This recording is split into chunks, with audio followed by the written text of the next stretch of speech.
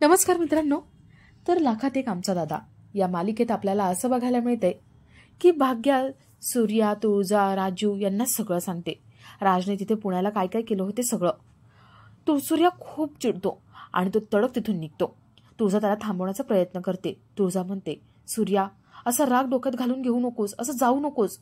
सूर्या म्हणतो, नाही, मी त्या शशिकांतला आणि त्या राजला सोडणार नाही. त्या दिवशी तरी त्याला दम दिला होता, पण हे नाही, आता हे मी खपवून घेणार नाही. सूर्या इकडे तिकडे काहीतरी शोधतो. त्याला हत्यार सापडतं, त्याला कोयता सापडतो.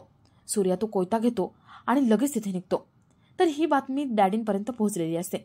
डॅडी म्हणतात, चला आता हा बैल आता सुटणार आणि जो रस्त्यात दिसेल त्याला शिंग मारणार.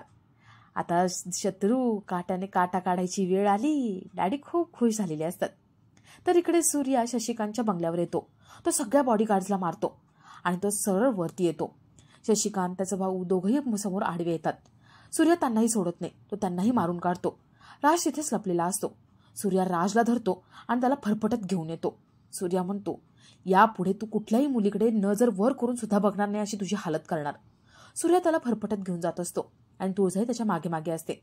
तुळजा, सूर्या राजला शाळेत घेऊन येतात. सूर्या राजला म्हणतो, तू जे केलंस ना ते कृत्य आता सगळ्यांसमोर मी तुझ्याबरोबर करणार.